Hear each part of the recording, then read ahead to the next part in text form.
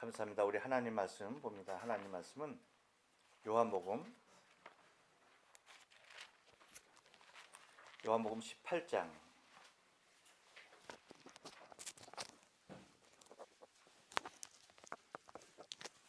요한복음 18장 12절로 14절에 있는 말씀이 되겠습니다.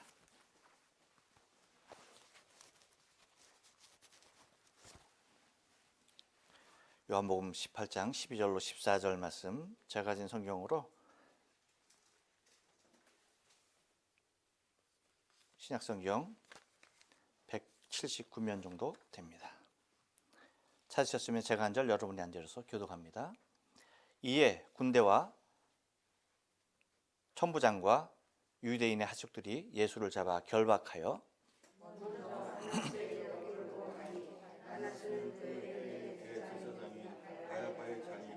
같이 씁니다. 가야바는 유대인들에게 한 사람이 백성을 위하여 죽는 것이 유익하다고 권고하던 자로라. 아멘. 예, 오늘 요한복음 18장 12절로 14절에 있는 말씀을 가지고 인간의 잘못된 자리라는 제목으로 말씀을 전합니다.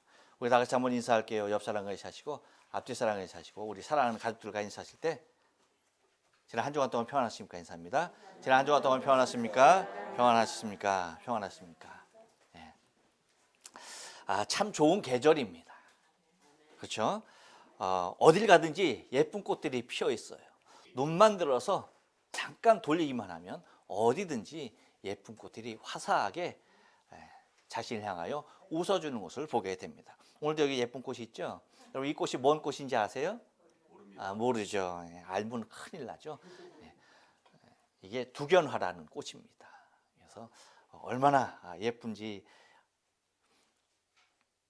금요일 날 이순희 집사님 댁에 권사님 댁에 신방을 갔는데 아유 세상에 베란다에 이게 딱 있는데 확 눈에 들어오는데 얼마나 예쁜지 그래서 가져다 놨어요. 너무 예쁘죠? 그래. 이렇듯 좋은 계절입니다. 모든 것이 아름다운 이유는 여러 가지가 있겠지만 오늘 좀 제가 지적하고 싶은 부분은 바로 그거예요. 다 자신의 자리에 있을 때에 그것이 매우 아름답게 보인다는 것입니다. 그것이 아름다운 이유는 그 자리에 있기 때문이라는 것이죠.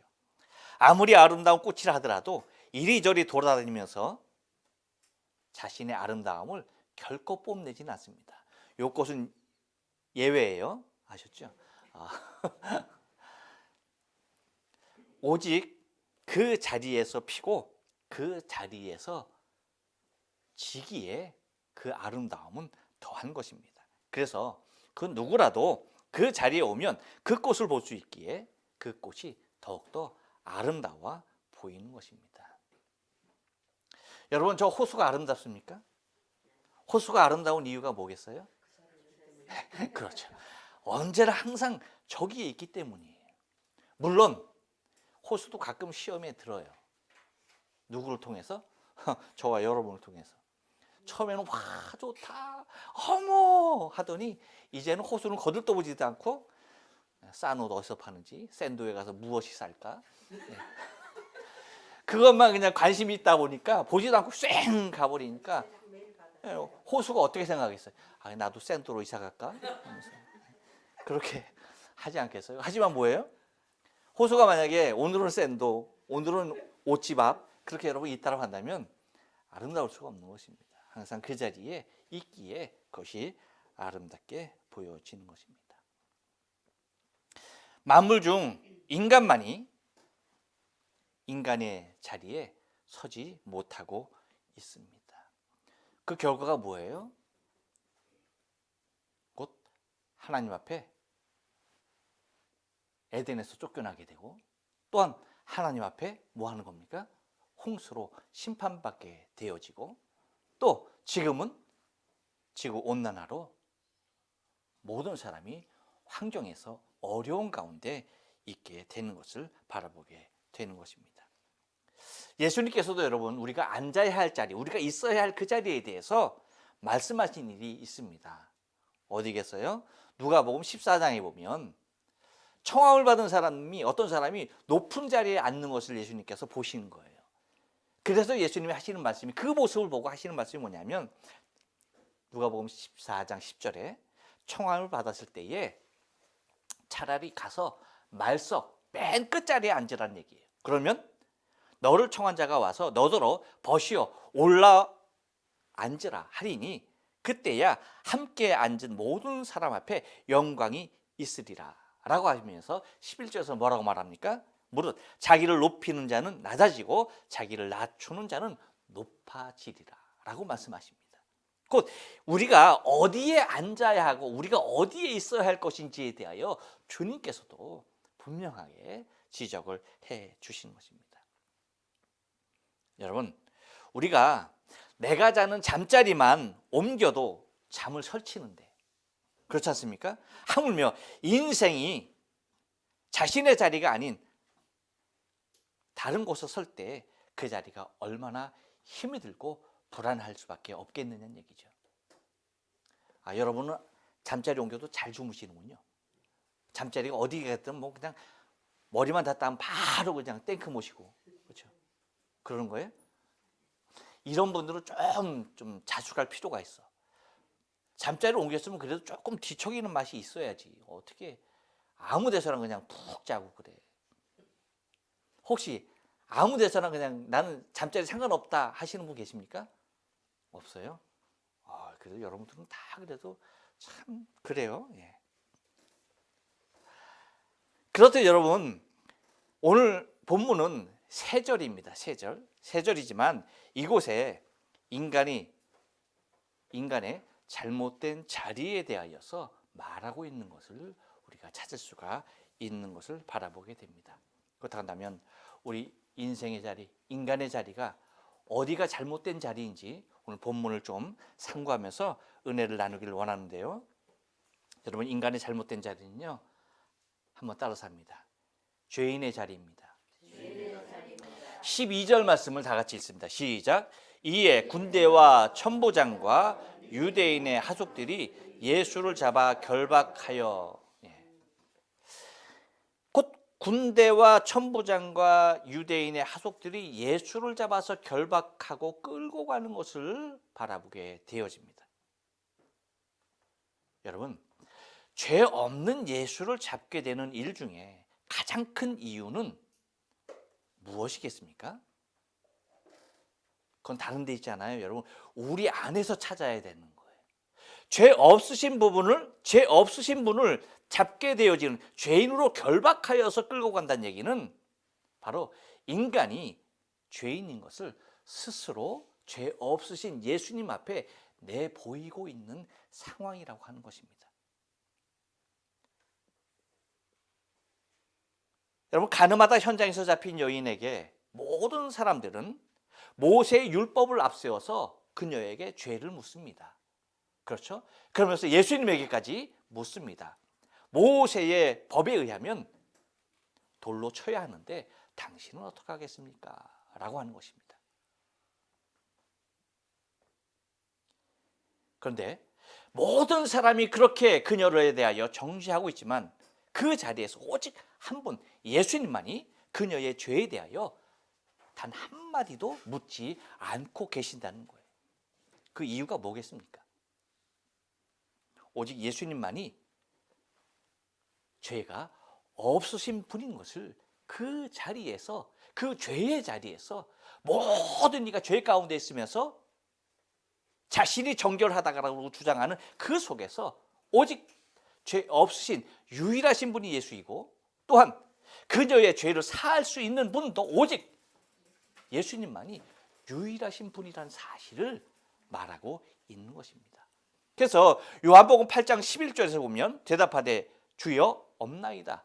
예수께서 이르시되 나도 너를 정죄하지 아니하노니 가서 다시는 죄를 범하지 말라 라고 말씀하시는 것을 바라보게 됩니다.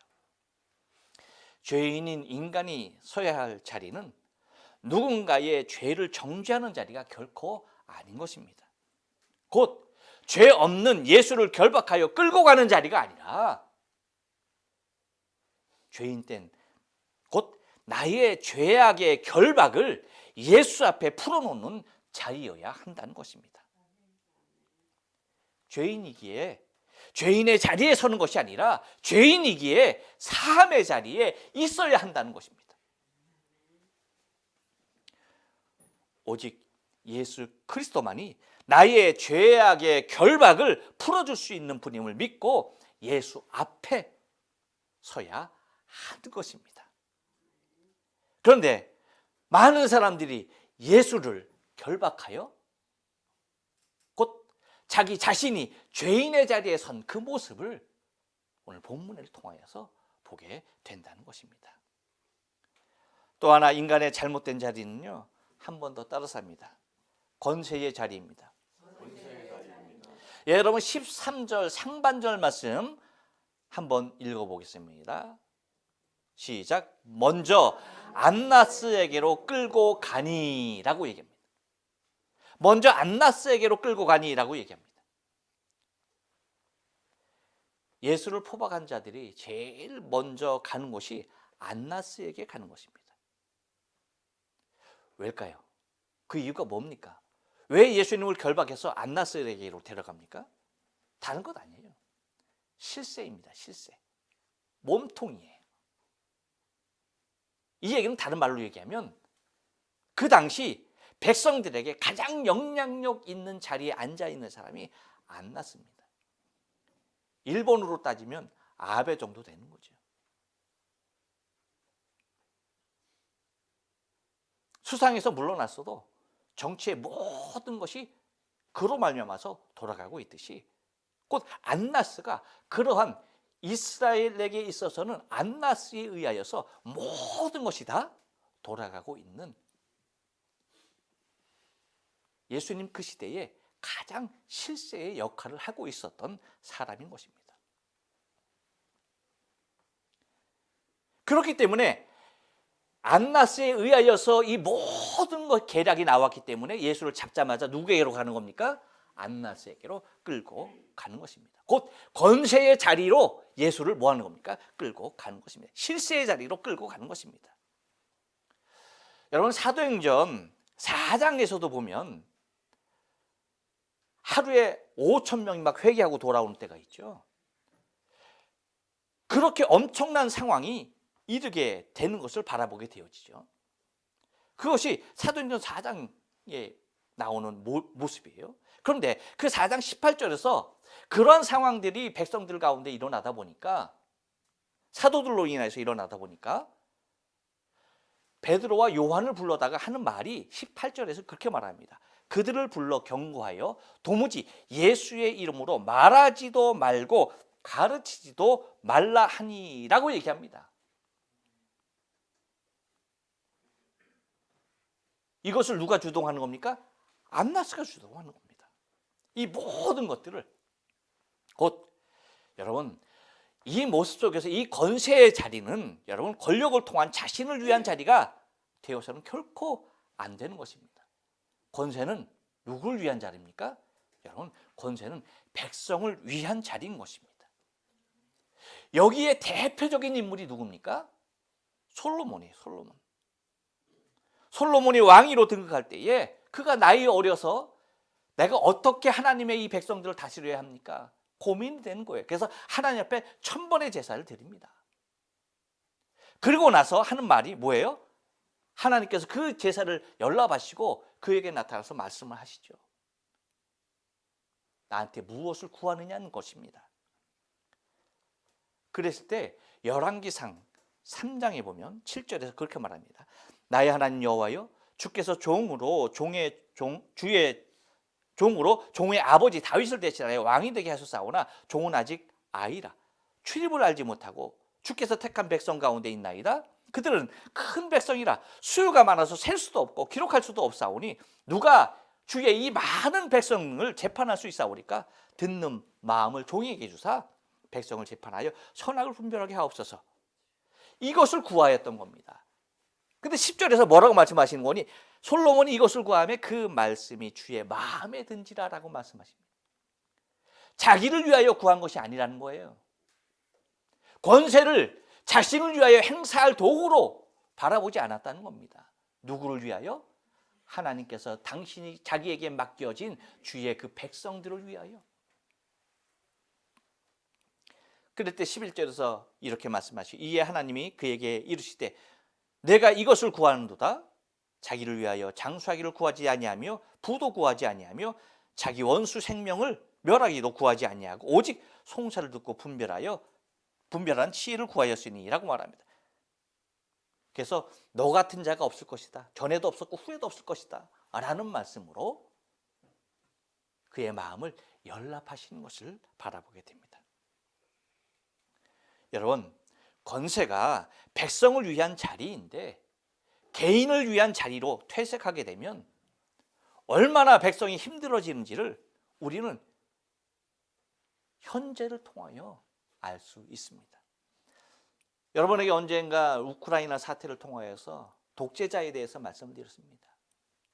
장기 독재자, 중국의 시진핑, 러시아의 푸틴, 그 사람들로 인해서 얼마나 많은 사람들이 어려움 가운데 있느냐는 것이죠. 곧 권세를 자신을 위한 것으로 사용하게 될 때에 그 백성들은 얼마나 힘든 자리에 이르는지 모른다는 것입니다. 여러분, 우리가 분명히 알아야 하는 것은 권세는 하늘에서 나오는 것입니다. 왜 하늘에서 나오는 거예요? 하나님께서 그 백성들을 위하여 주신 것이 권세이기 때문입니다. 그렇기 때문에 여러분, 저는 사실 굉장히 안타까운 것이 우리 믿음의 사람만큼은 이것을 인정했으면 좋겠어요. 권세가 하늘에서 오는 것임을 정말 하나님께서 주시는 것을 인정하고 좀 아름답게 화합하면 좋겠어요. 그래서 믿음의 사람들만큼은 공산당이니 친일파니 이렇게 양분되지 않았으면 좋겠어요. 서로를 이렇게 매도해버리는 일들이 얼마나 많아요? 국민의 반이 공산당이래. 그리고 이쪽에서는 국민의 반이 다 친일파래. 여러분에게 말씀드렸지만 우리는 일본의 제국주의 그리고 공산주의, 북한의 공산주의에서 얼마나 피를 흘린 백성인지 몰라요. 20세기 초 일본의 제국주의에 의해서 우리가 얼마나 힘들었습니까? 한반도 전체가 짓밟히고 모든 것을 수탈당하고 얼마나 많은 사람들이 사랑하는 가족들과 헤어져서 그렇게 살아야, 피눈물을 흘리며 살아야겠어요. 지금도 그 영향이 있지 않습니까? 또 20세기 중반에 북한의 공산주의에서 한반도가 피로 물들지 않았었습니까? 이렇듯 우리 민족에게 가장 악을 행하였던 두 집단이 공산당과 일제의 제국주의였습니다. 그런데 왜 서로의 백성들을 같은 한민족, 같은 나라 대한민국 사람들끼리 공산당이다, 친일파다 라고 그렇게 나뉘어서 싸우고 있느냐는 얘기예요. 여러분, 안나스의 자리는 예수가 하나님의 아들로 이 세상에 오신 구세주임을 백성들에게 알리는 자리여야 했던 것입니다. 그것이 안나스가 실질적으로 백성 앞에 해야 했던 일들이에요. 하지만 예수가 자신들의 이권을 해치는 치명적인 적대적인 세력으로 간주하고 자신의 권세로 백성을 선동하여서 대적하게 하는, 그래서 자신을 위한 권세의 자리로 취하고 있는 것이 안나스였습니다. 이것이 곧 인간의 잘못된 권세의 자리였던 것입니다. 또 하나 인간의 잘못된 자리는요, 한 번 더 따라서 합니다. 물권의 자리입니다. 13절 하반절 말씀을 읽어보겠습니다. 안나스는부터 시작. 안나스는 그 해의 대제사장인 가야바의 장인이라 라고 말합니다. 여러분 이걸 잘 봐야 돼요. 안나스는 뭐예요? 그 해의 대제사장이진 가야바의 장인이다 라고 얘기합니다. 자, 여러분이 여기에서 한 가지 질문을 드릴게요. 자, 대제사장. 여러분, 대제사장은 1년직입니까? 종신직입니까? 말씀을 잘 봐요. 대제사장은 1년직이에요? 종신직이에요? 말씀 잘 보려니까 금방 넘어가. 이 사람들이 성경 좀 잘 봐요. 여러분,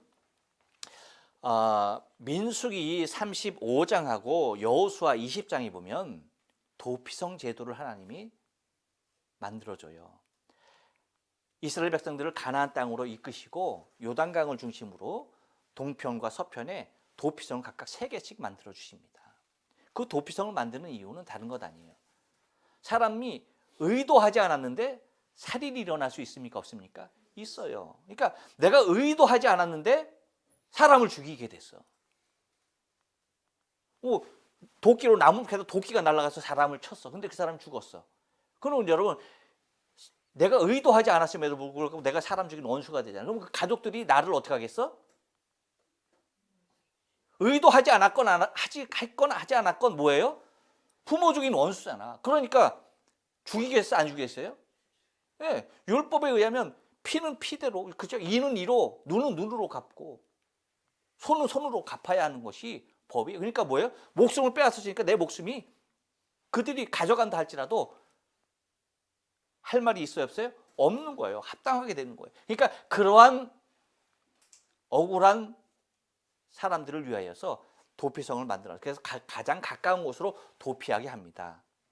그러면 그 사람은 거기에 언제까지 있어야 하는 거예요? 언제 그 사람은 자유하게 되는 거예요? 언제 나오면 그 사람은 그 죄에서 다 벗겨지는 거예요? 다른 건 아닙니다. 여러분, 민수기 35장 28절에 보면 봐요. 35장 28절에 이렇게 말합니다. 이는 살인자가 대제사장이 죽기까지 그 도피성에 머물러야 할 것입니다. 대제사장이 죽은 후에는 그 살인자가 자기 소유의 땅으로 돌아갈 수 있느니라라고 얘기해요. 누가 죽기까지? 대제사장이 죽기까지. 만약에 1년직이면은 어떻게 해? 대제사장이 죽을 일이 있어, 없어? 없어. 여러분, 대제사장은요 종신직이에요.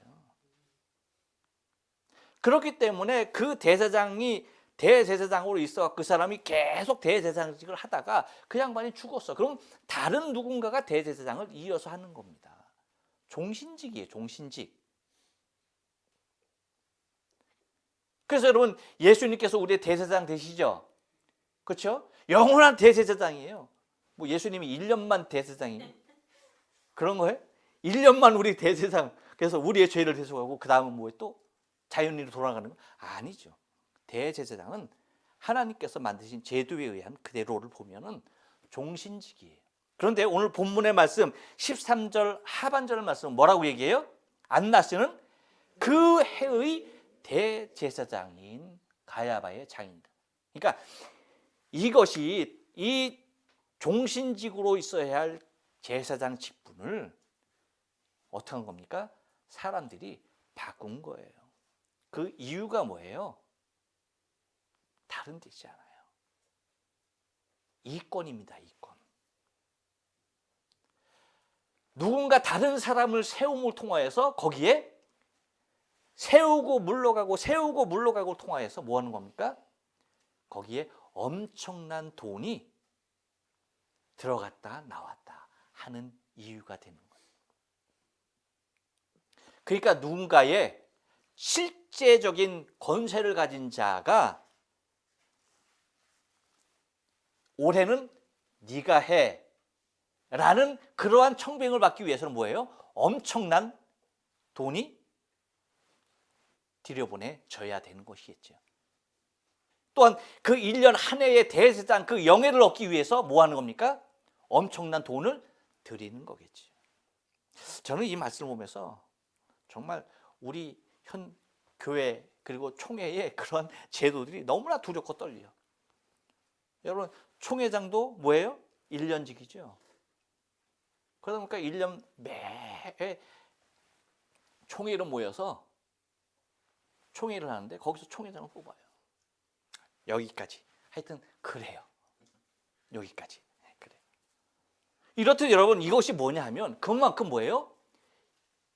물질이 움직이는 이권이 개입되어지는 제도화가 되었다는 것입니다. 여러분, 사울이 하나님 앞에 버림받는 이유가 뭔지 아십니까? 사무엘상 15장에 보면 하나님께서 명령하시죠. 아말렉을 다 진멸하라는 겁니다. 짐승은 물론이거니와 어린아이부터 노인이 남녀노소 할 것 없이 뭐 하는 겁니까? 싸그리 다 멸절을 하라는 거예요. 그런데 이 말에 순종을 합니까? 사울이? 아니죠. 순종하지 않아요. 사무엘이 사울을 찾아갑니다. 근데 저 뒤에서 우는 짐승의 소리는 무엇입니까? 그랬을 때 하는 말이 뭐예요? 사울이 사무엘상 15장 15절에서 사울이 이르되 그것은 무리가 아말렉에게서 끌어온 것인데 백성이 당신의 하나님 여호와께 제사하려 하여 양들과 소들 중에 가장 좋은 것을 남김이요 그것 외에는 우리가 진멸하였나이다. 다 진멸하라고 그랬죠. 좋은 거 챙기라고 그랬습니까? 아닙니다. 왜 챙겼어요? 보는 순간 탐이 나는 거예요. 곧 그와 같은 모습에서 하나님 앞에 버림을 받는 모습이 됩니다. 여러분, 유다의 배신이 어디에서 말미암는 거예요? 물권의 유혹입니다. 이렇듯 물질의 권세는요, 우리를 이렇게 유혹하고 있다라고 하는 사실을 바라보게 되는 거예요. 그런데 주님께서는 도대체 그러면 이 주님의 물질관은 어땠을까라고 하는 것입니다. 여러분, 주님의 물질관은 어땠습니까? 이 세상 사람들은 다 뭐예요? 이 땅에 쌓으려고 했어요. 그런데 주님은 결코 이 땅이 아니었습니다. 어디였습니까? 하늘 보화에. 주님의 물질관은 오직 하늘 보화예요. 그래서 여러분, 주님께서 가난한 자에게 주어라라고 하는 그 이유가 다른 데 있지 않아요. 그것이 목적이 아니에요. 가난한 자에게 주는 것이 목적이 아니야. 그게 다가 아니야. 최종적인 목적은 뭡니까? 가난한 자에게 주라라고 말씀하신 그 이유는 뭐예요? 너의 보화가 하늘에 있게 하라는 거예요. 그래서 마태복음 19장 21절에 보면 예수께서 이르시되 내가 온전하고 잘진데 가서 내 소유를 팔아 가난한 자들에게 주라. 그리하면 뭐예요? 하늘에서 보화가 내게 있으리라. 가난한 자들에게 주어라. 그러면 어디에서 보화가 있을 것이다? 하늘에서 보화가 있을 것이다. 그렇지만 이 청년은 뭐예요? 하늘의 보화보다 이 땅의 보화를 더 간절히 원했던 것이죠. 그래서 주님께서 또 말씀하시는 것이 마태복음 6장 19절에서 뭐라고 말합니까? 너희를 위하여 보물을 땅에 쌓아두지 말라. 거기는 좀과 동록이 해하며 도적이 구멍을 뚫고 도적질하느니라. 오직 너희를 위하여 보물을 하늘에 쌓아두라. 거기는 좀이나 동록이 해하지 못하며 도적이 구멍을 뚫지도 못하고 도적들도 못하느니라. 그러면서 하시는 말씀이 21절에서 뭐라고 말씀하십니까? 내 보물이 있는 그곳에는 내 마음도 있느니라. 다시 말하면 우리의 마음을 어디에다 두고 살라는 겁니까? 하늘에 두고 살라는 거예요. 하늘에. 우리의 마음을 하늘에 두고 살라는 얘기예요. 근데 여러분, 이 땅에 재물이 있다 보면 하늘의 보화가 보입니까? 이 땅에 재물이 보입니까? 어떻게 그렇게 잘 알아? 많이 쌓아뒀나 봐. 많이 쌓아뒀나 봐요. 이야, 다 챙겼구나. 여러분, 그것이 이 땅에 있는 한, 그것이 내 소유로 있는 한 우리의 마음이 거기에 뺏기게 된다는 거예요. 그래서 주님께서 나의 마음을 빼앗아갈 수 있는 그 요소를 제거하라는 겁니다. 그 방법론의 하나로 가난한 자에게 나누어 주라는 것이죠. 결국 주님께서 하시는 말씀은 하늘의 보화를 말하는 거예요. 하늘에 쌓아두라. 하나님에 대하여 부한 자가 되어라 라고 말씀을 하는 것입니다. 이렇듯 인간의 잘못된 자리는 물권의 자리다라는 사실을 여러분 잊지 말아야만 합니다. 또 하나 인간의 잘못된 자리는 한 번 더 따라서 합니다. 심판의 자리입니다. 14절 말씀 다 같이 한번 읽습니다. 시작. 가야바는 유대인들에게 한 사람이 백성을 위하여 죽는 것이 유익하다 권하던 자로라 라고 말합니다. 이 말이 어디에 나오냐면 요한복음 11장에 나오는 말이에요. 요한복음 11장 이 말씀이 여러분 작년 제가 찾아보니까 작년 3월 7일 날 여러분에게 이 부분에 대하여 말씀을 드렸더라고요. 그 나사로의 부활의 사건을 통하여서 극적으로 많은 사람들이 예수를 믿게 되는 상황이 이르죠. 그렇죠? 그 상황에 이르자 이 사람들이 불안에 떠는 겁니다. 이 안나스를 비롯한 대제사장 이 가야바, 그 당시 주도적인 권세를 가지고 있던 많은 이권을 챙기고 있던 사람들이 두려워하는 거예요. 그래서 보면 여러분 봐요.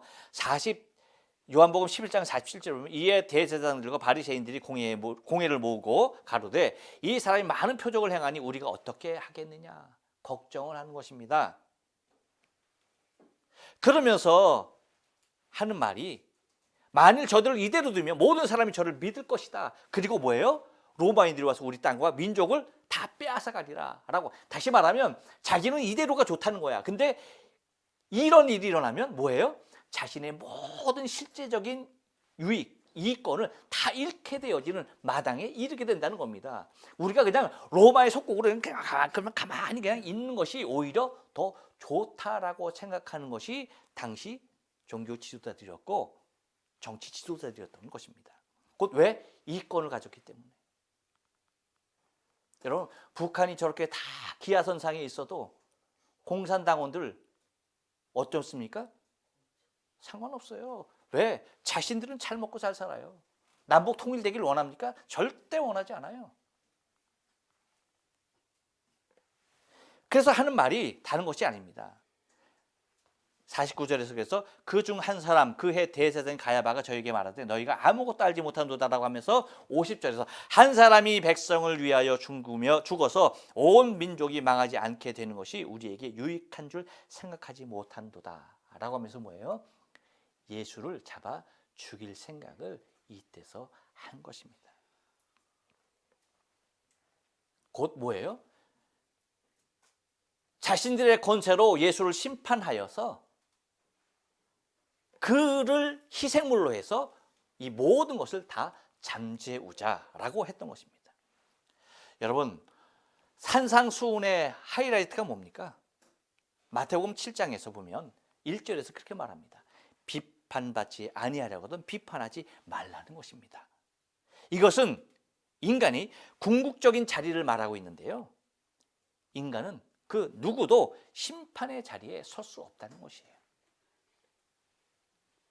그래서 3절에 보면 어찌하여 형제의 눈 속에 있는 티를 보고 내 눈 속에 있는 들본을 깨닫지 못하느냐라고 얘기합니다. 그 이유가 뭘까요, 여러분? 형제의 눈에 티가 있던 자신의 눈에 들보가 있던 인간은 그 누구도 온전한 자가 없다는 거예요. 무슨 얘기인지 아십니까? 눈에 들보가 들었던 눈에 티가 들었던 그것이 없는 사람이 없다는 거예요. 모든 사람이 다 흠이 있고 모든 사람이 다 티가 있고 모든 사람이 다 허물이 있다는 것입니다. 즉 이 얘기는 무슨 말이냐면 누구든 심판의 자리에 다 설 수밖에 없는 존재라고 하는 사실입니다. 근데 그렇다면 그 심판의 자리에 설 수 있는 자가 누굽니까? 오직 하나님 한 분인 것이 하나님의 자리인 것입니다. 심판의 자리는. 그렇다면 인간의 자리는 무엇일까요? 인간의 자리는 다른 것이 아닙니다. 12절에서 그렇게 말하죠. 그러므로 무엇이든지 남에게 대접을 받고자 하는 대로 너희도 남을 대접하라. 이것이 율법이요 선지자니라 라고 말합니다. 이 얘기는 다른 것이 아닙니다. 곧 나와 같은 자리에서 보라는 것이에요. 나와 같은 자리에서 보라는 것입니다. 곧 내가 원하는 그 자리에 남을 세우라는 거예요. 네가 원하는 그것을 남의 일이 남도 똑같은 모습으로 원하고 있다는 사실입니다. 곧 그래서 내가 원하는 것을 그에게 주는 것이 이것이 곧 율법이고 선지자다라고 말씀하시는 것입니다. 하지만 여러분, 인간은 끊임없이 뭐예요? 비난과 심판의 자리에 서려고 합니다. 여기에서 자신의 주도권을 쥐려고 합니다. 이유가 뭐예요? 심판하여서 나는 아니고 너는 그렇다, 곧 차별을 두게 하려고 하는 것이죠. 하지만 인간은 다르지 않습니다. 모두가 다 죄인이고 심판대 앞에 서야 할 죄인인 것이죠. 허물을 갖고 있는 사람인 것이죠. 티가 되었던 들보가 되었던 모든 사람이 다 허물이 있을 수밖에 없는 인간이라는 사실입니다. 그럼에도 불구하고 오직 나만이 옳다라고 판단하고 정죄하는 것은 우리 인간이 서야 할 자리가 아니라는 것입니다. 이런 모습을 통하여서 여러분, 우리에게 얼마나 많은 분열과 아픔이 우리의 삶 가운데 도래하고 있는지 모르죠. 바라긴 우리가 서야 할 자리, 인간의 자리, 분명히 잘된 자리가 있긴 있습니다만 많은 사람들이 이와 같이 인간의 잘못된 그 자리에 서 있다는 사실을 여러분 기억하면서 저와 여러분이 온전한 모습으로 인간의 참 온전한 그 자리에 서 있는 저와 여러분의 신앙의 삶 되어지길 주님의 거룩하신 이름으로 축원합니다. 기도하십니다.